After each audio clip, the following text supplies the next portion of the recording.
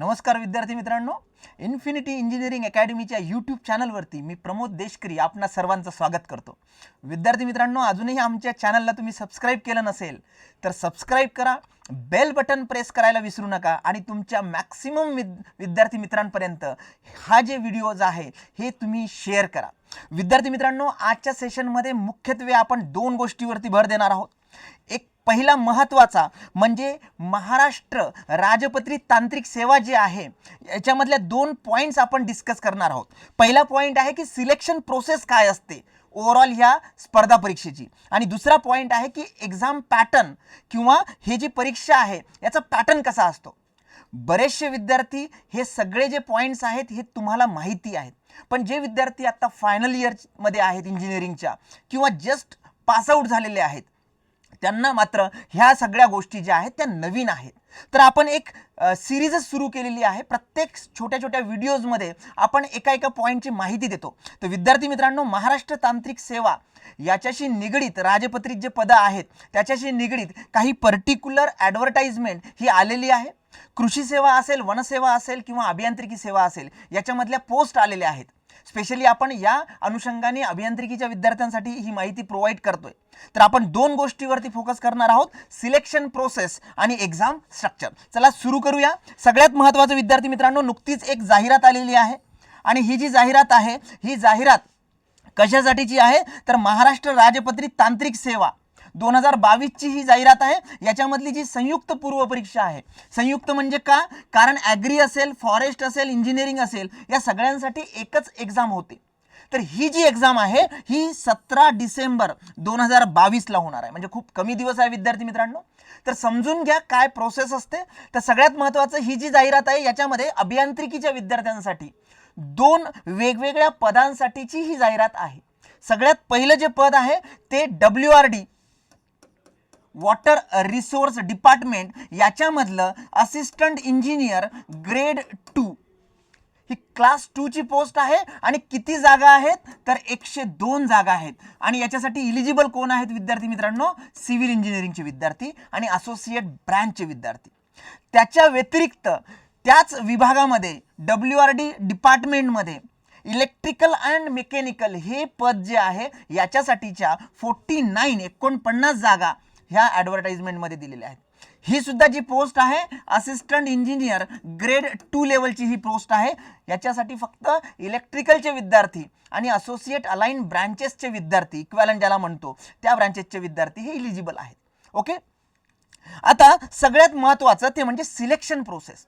तर selection process काय असते आपल्यालाही माहिती आहे की MES मध्ये जर आपण बघायला झालं महाराष्ट्र इंजिनिअरिंग सर्व्हिसेसमध्ये 3 टप्पे असतात। 3 टप्प्यामध्ये सगळ्यात पहिला टप्पा असतो प्रिलिम एक्झामिनेशनचा, सेकंड असतो मेन्स एक्झामिनेशनचा आणि थर्ड असतो इंटरव्ह्यू किंवा ज्याला आपण मुलाखत म्हणतो। पहिला जो टप्पा आहे विद्यार्थी मित्रांनो 100 प्रश्न 200 मार्क, म्हणजे प्रत्येक प्रश्नाला 2 मार्क आहेत। इथे निगेटिव्ह मार्किंग सुद्धा आहे 1/4 किंवा 25% ची। जी मुख्य परीक्षा आहे ती मात्र वेगवेगळ्या स्ट्रीमनुसार वेगवेगळी होते। फॉर एक्झाम्पल जर कृषी सेवा असेल तर कृषी सेवेचा मुख्य पेपर वेगळा असतो, अभियांत्रिकीमध्ये सिव्हिलचा पेपर वेगळा असतो, इलेक्ट्रिकलचा पेपर वेगळा असतो। त्याच्या व्यतिरिक्त जर तुम्ही बेसिकली ॲग्रिकल्चरशी रिलेटेड असेल तर त्याचे मुख्य पेपर हे वेगळे असतात। आपण इथे इंजिनिअरिंग बद्दल बोलूया। इंजिनिअरिंगमध्ये पेपर 1 पेपर 2 असे 2 पार्ट असतात। पेपर 1 मध्ये 100 क्वेश्चन्स, पेपर 2 मध्ये 100 प्रश्न, प्रत्येकाला 2 मार्क, म्हणजे 200 हे मिळून झाले तुमचे 400। म्हणजे पूर्व परीक्षा जी आहे ती 200 मार्काची असते आणि मुख्य परीक्षा जी असते ती 400 मार्काची असते। आणि जी मुलाखत आहे, इंटरव्ह्यू आहे, हा असतो तुमचा फक्त 50 मार्काचा। पण जी प्री एक्झामिनेशन आहे ती फक्त क्वालिफाईंग एक्झाम आहे। याच्यामध्ये हे मार्क तुमच्या सिलेक्शनसाठी कामी येत नाही। मग टोटल सिलेक्शनसाठी किती कामी येतात तर 400 मुख्य परीक्षेचे आणि 50 मुलाखतीचे, असे 450 मार्कांपैकी तुम्हाला मार्क मिळवावे लागतात। त्याच्यामध्ये तुमचं सिलेक्शन हे होतं। तर विद्यार्थी मित्रांनो, सगळ्यात महत्त्वाचं आहे की फक्त जाहिरातीमध्ये नमूद केलेली अर्हता, for example me BE electrical आहे, ओके, आणि इलेक्ट्रिकल आहे आणि मी फॉर्म भरला म्हणून मी डायरेक्ट इलिजिबल आहे शिफारसीसाठी किंवा मी पात्र आहे असं होत नाही। तुम्हाला त्या सगळ्या चाळणी किंवा गाळणी ज्याला म्हणतो स्टेजेस आहेत याच्यामधनं अडथळा पार करावा लागेल. म्हणजे फक्त मी स्पेसिफिक ॲक्वायर केलेली आहे मिनिमम क्वालिफिकेशन म्हणून मी शिफारसीसाठी पात्र होत नाही. महत्त्वाचा पॉईंट नवीन विद्यार्थ्यांसाठी मी मुख्यत्वे करून सांगत आहे.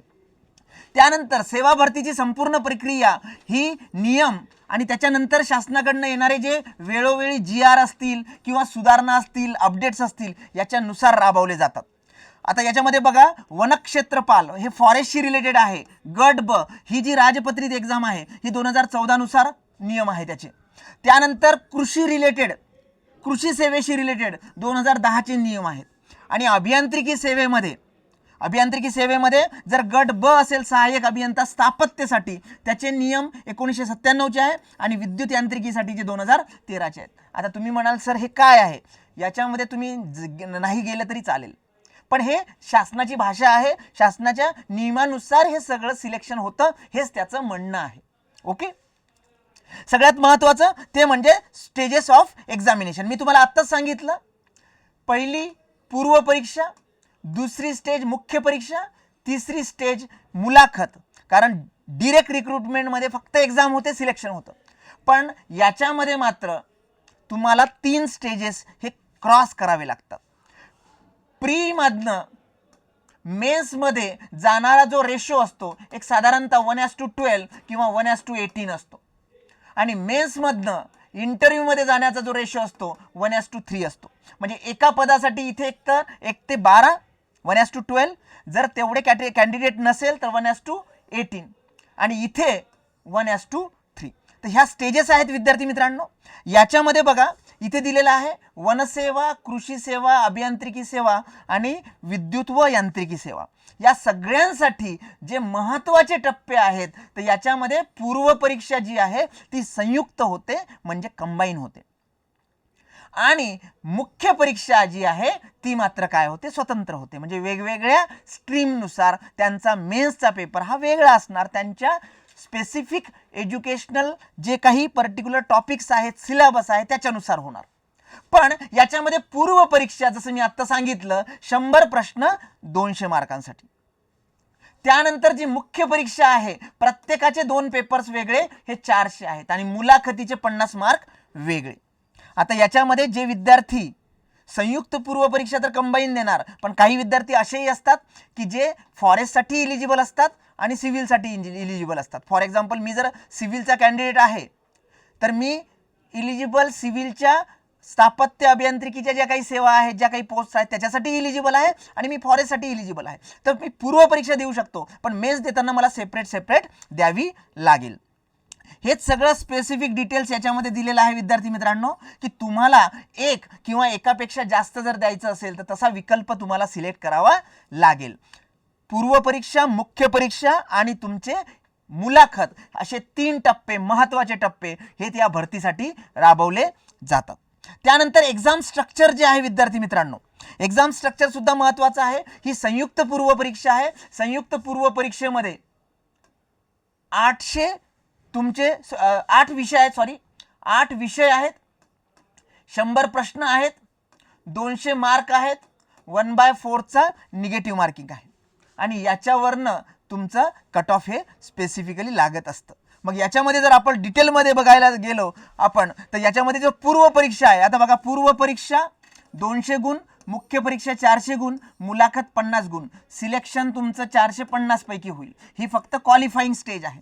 हे मी सगळं डिटेलमध्ये याच्यासाठी सांगतोय कारण खूप सारे आपले मित्र हे नवीन जॉईन झालेले आहेत, आत्ता त्यांना स्पर्धा परीक्षा द्यायची आहे आणि ते पहिल्यांदा माहिती घेत आहेत, म्हणून आपण हे डिटेलमध्ये बोलतोय. मग याच्यामध्ये स्पेसिफिकली तुमची क्वेश्चन पेपर जो आहे तो एकच असणार, कुठला, पूर्व परीक्षेचा.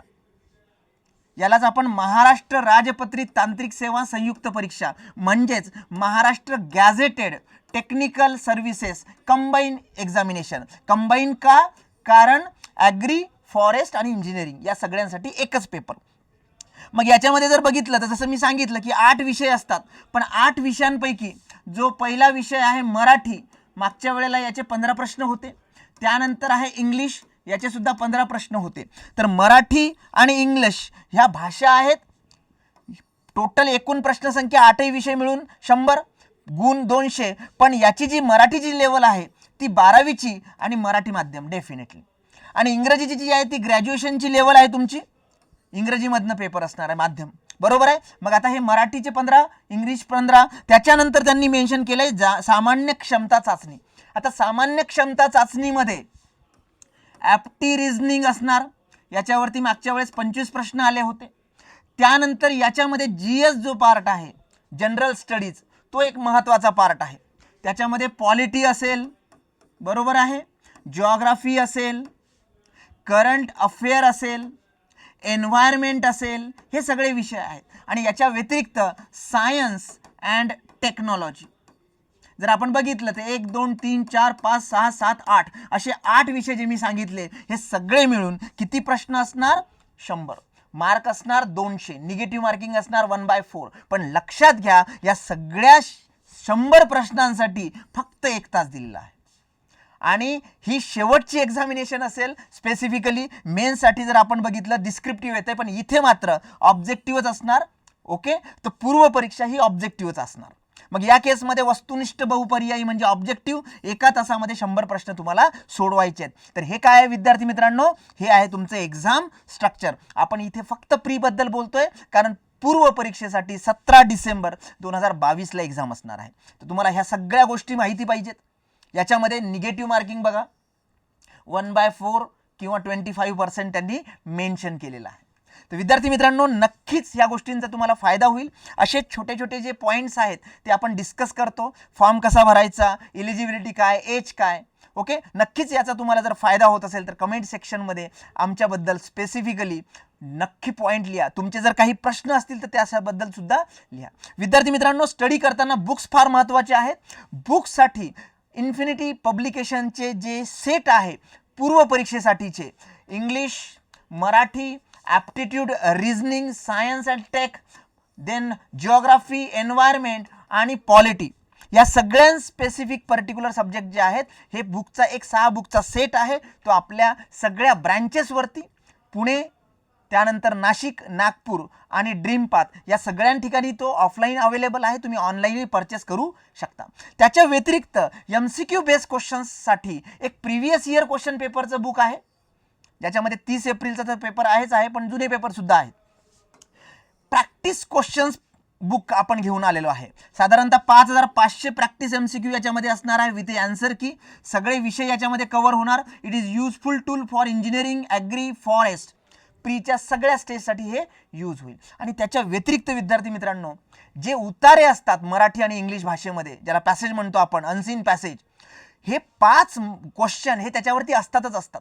मग अशा वेळेला बऱ्याचदा विद्यार्थ्यांचं असं म्हणणं असतं की आपण तिथे जाऊन ते सॉल्व्ह करू शकतो. नाही, त्याच्यासाठी प्रॅक्टिस गरजेची आहे. तर मराठीचे 100 आणि इंग्रजी भाषेचे 50 उतारे, असे एकूण 150 उतारे या बुकमध्ये आहे. हे सुद्धा खूप युजफुल टूल असणार आहे तुमच्या सगळ्यांसाठी. विद्यार्थी मित्रांनो, बॅचेसबद्दल बोलायचं झालं तर ऑफलाईन बॅचेस पुणे 7 ऑक्टोबरपासून सुरू होणार आहे, नाशिक 10 ऑक्टोबरपासून सुरू होणार आहे, नागपूर 6 ऑक्टोबरपासून सुरू होणार आहे आणि ऑनलाईन बॅच सुद्धा 7 ऑक्टोबरपासून सुरू होणार आहे. तुम्हाला जर ॲडमिशनशी रिलेटेड काहीही तुमच्या क्युरीज असतील, बॅच संबंधी काही माहिती पाहिजे असेल, तर नक्की आमच्या IVR number 7887811411, I repeat the number 7887811411 या IVR नंबरवरती कम्युनिकेट करा विद्यार्थी मित्रांनो. सगळी माहिती तुम्हाला मिळेल. त्यानंतर आमचं ॲप डाउनलोड करा. याचं डिस्क्रिप्शन सेक्शनमध्ये लिंक प्रोव्हाइड केलेली आहे. डेफिनेटली तिकडे तुम्हाला काही फ्री स्टडी मटेरियल मिळेल. याच्या व्यतिरिक्त ही एक गुगल लिंक डिस्क्रिप्शन सेक्शनमध्ये आहे विद्यार्थी मित्रांनो. तुम्हाला काहीही तुमचा प्रॉब्लेम असेल, इश्यू असेल, काही माहिती पाहिजे असेल, तर या गुगल लिंकमध्ये तुमचे डिटेल्स फिलअप करा. नक्कीच टीम इन्फिनिटी तुमच्यापर्यंत पोहोचेल. विद्यार्थी मित्रांनो, अशाच प्रकारच्या दर्जेदार व्हिडिओसाठी आणि अपडेट्ससाठी आमच्या यूट्यूब चॅनलला सबस्क्राईब करा. बेल आयकॉन प्रेस करायला विसरू नका. Thank you very much.